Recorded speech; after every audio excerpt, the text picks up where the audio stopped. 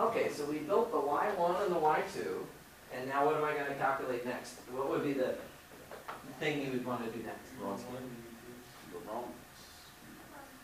Yeah, I would do the Wronskian next before I write down the U1 and the U2 formulas. Yeah, so let's try and find the Wronskian first, because then you'll have it and you don't have to fumble around for it later. I like to do things in an organized way. Okay, so the Wronskian, remember how this one goes. We have to take the determinant of, what do we do here? We put our functions on the top row. So we're going to have what? E to the 4x cosine x and e to the 4x sine x. That's on the top row. Now what do we do to get the next row? Okay, we have to take the derivative of this, which is going to require the product rule. Okay, so we'll do it fairly quickly. Try to keep moving along here. So I'm going to take e to the 4x times the derivative of cosine, which is negative sine of x. So I'll write it like this. Negative e to the 4x sine x, and then plus 4e to the 4x cosine x. I don't have enough room here. Okay. So then that's that entry, and I need more room over here. So the second part is going to be e to the 4x cosine of x plus 4e to the 4x sine x. It's going to look like that. Okay, now when you work out this determinant, it's just the usual a, d minus b, c thing. You're going to get e to the 4x cosine x, that's up there, times e to the 4x cosine x plus 4e to the 4x sine x. And then minus e to the 4x sine x times the quantity, negative e to the 4x sine x plus 4e to the 4x cosine x. Like that. Okay. Anything simplified? Yeah. What can I do? You can cross out the 4e to the sine, 4e to the 4x sine x times the cosine. Actually, can I just take, so every single term is going to have e to the 4x times e to the 4x, which would be e to the 8x. Everything's going to have that. Can I just pull it out? Yeah. So that if I cross those all off, I basically pulled those out, then I'm left with just some combinations of sines and cosines. So this is like a cosine squared. And I also have a sine squared, which comes out to 1, right? Cosine squared plus sine squared is 1. And then I have a cosine sine, well sorry, 4 cosine sine. And over here I have minus 4 cosine and sine. They cancel. Actually, that's it. That's all you get. E to the 8x for the Wronskian. Alright, good. So we got that done. So now we just need to find U1 and U2. Okay, so U1, remember the formula? What is it? Negative the integral of y to f. Alright, you derived that in class. And I have a minus on the outside. Y2 was e to the 4x sine of x. My function, capital F, is right here, e to the 4x cosecant of x. Okay, and I'm dividing that by the Wronskian, which is e to the 8x, and I have to do that integral. What is sine of x times cosecant of x? They just cancel out. Yeah. The cosecant is 1 over sine. So the sine and 1 over sine cancel. And then, oh my word, this is amazing. E to the 4x, e to the 4x cancels the e to the 8x as well. Everything in the integrand cancels. The only thing that's left is the minus sign and your anti-differentiating dx, which gives you x. So we just get negative x. Do you need to put plus c on that? No. Not in this case, because we're just finding one particular solution. Okay, good. So we got the U1. Now we have to do U2. Maybe it'll be a little more interesting. So U2 is the integral of y1f over w. All right. So this time we're going to have the integral of e to the 4x cosine of x, right, times the capital F, which was e to the 4x cosecant of x, all over e to the 8x dx.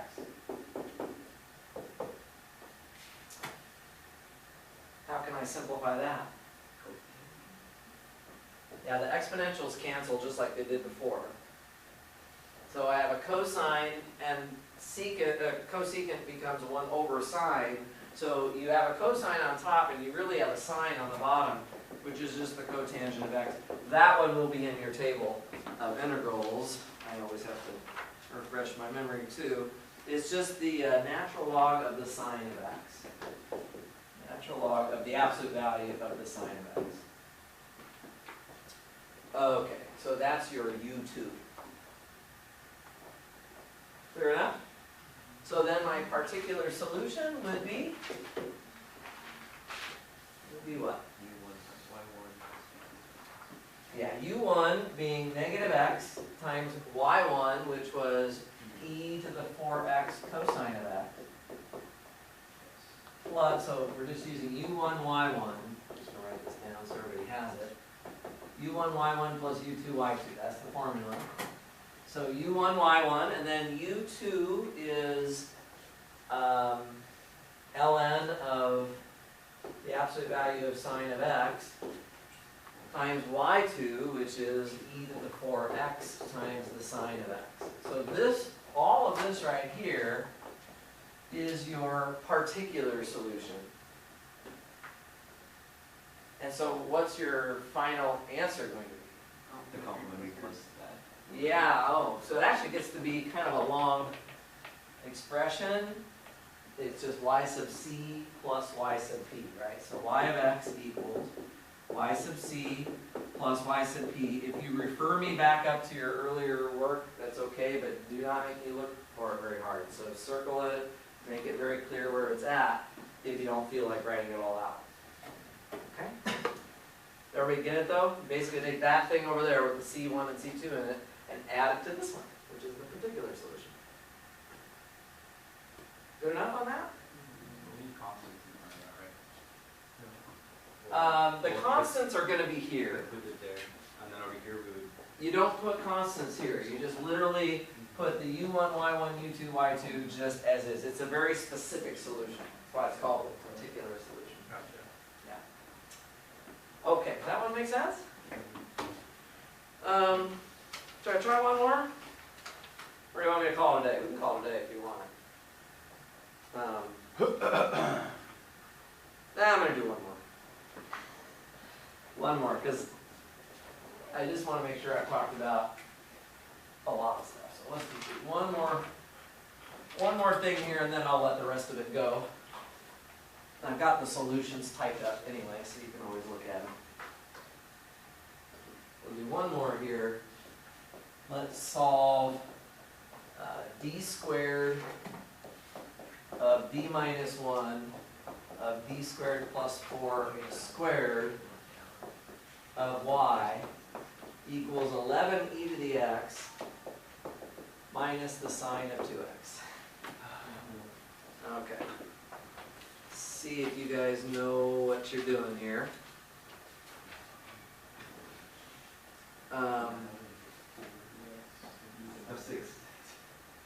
So what's the order of that differential equation? If you FOILed this out, it's 7, guys. Like if you multiply it, you have d squared squared, not d to the 4th, right? Plus 2 more here, plus 1 more here, that's 7 different d's, right? Okay. So it's 7th order. So are you going to use variation of parameters on it? No, we only learned how to do variation of parameters for 2nd order. So if it's a 7th order equation and it's not homogeneous, this is not homogeneous, what method are you going to use? Annihilators, exactly right. Okay, So before we get to that, let's find the complementary function again. That's always step one, complementary function. So what are my, now this is nice, I was very nice to you here, I didn't make you factor a 7th degree polynomial. What are the, can you just go along the line here and tell me what the roots are going to end up being? 0, 0, and 1 right here, and be sure to write down the repeated ones because we're going to need those. Plus or minus 2i. And plus or minus 2i, exactly. So you just get all of that. There should be 7 roots there if you count all of the complex numbers and all of the repeats. Okay. Based on that, can you write down the complementary function? Yeah. This should be like easy points, right? Easy points on the test. If I give you a list of roots, you just write it down. You don't even have to show any work, really. You just go straight down the line. So who wants to read off the whole 7 terms to me? C1, C2x, Okay. C4, Okay. C5, Okay. Okay. That's it. You just write it all out, and you got the complementary function.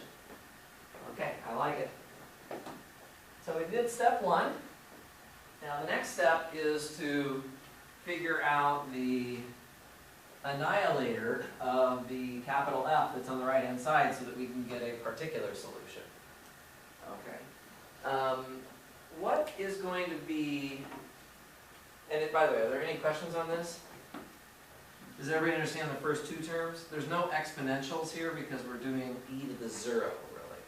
And the repeat of the 0 is what gives me the x here. Okay, good. Okay, so I've got that. So then in terms of the annihilator, what does it take? I know you don't have your table in front of you, but does anybody know off the top of their head, what's the annihilator of e to the x? D minus 1, and does the 11 change anything? No, so it's just d minus 1. And then what is the annihilator of sine of 2x? It's d squared plus 4, right. You could look that up on your table if you needed to. You take 2 derivatives of sine of 2x, you're going to basically get negative 4 times sine of 2x. So you cancel it out with the plus 4 times the sine of 2x. What do I do with these 2 annihilators?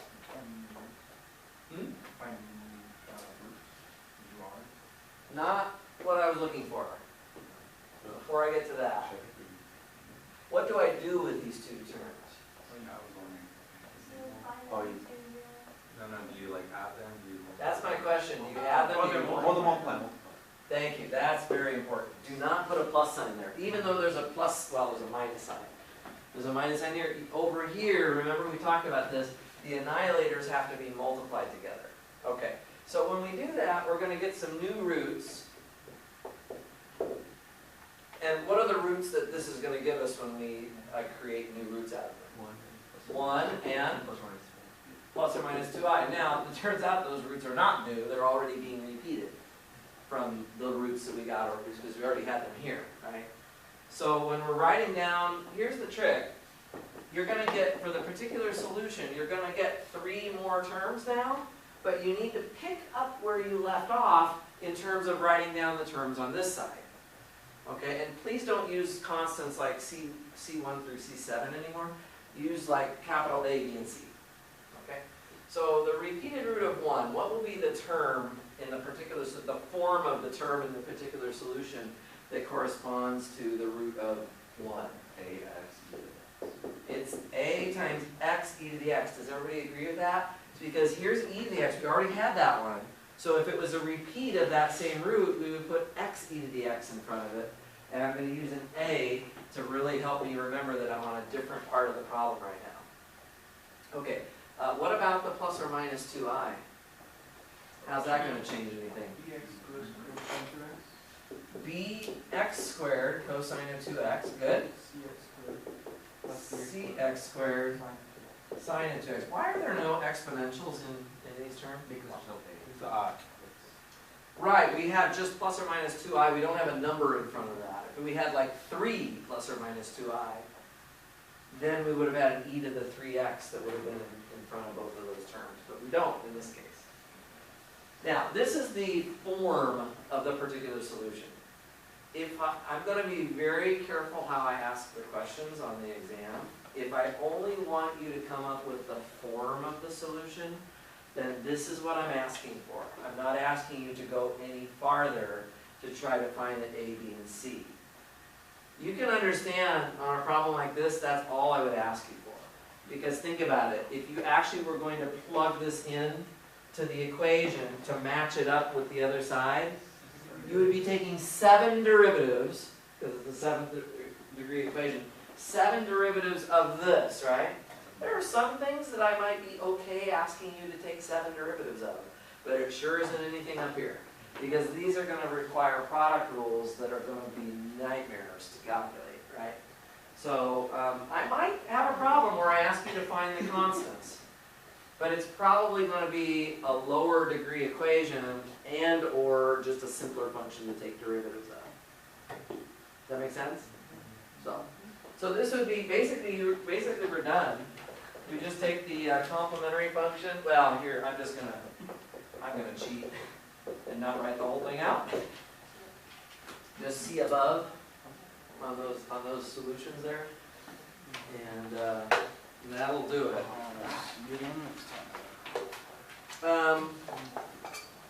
There are some more parts to this problem I didn't go over, but I'm going to let you guys look at them. I didn't do problem number 2 or number 5. Didn't really get to do everything on there, but I did quite a bit. Yeah.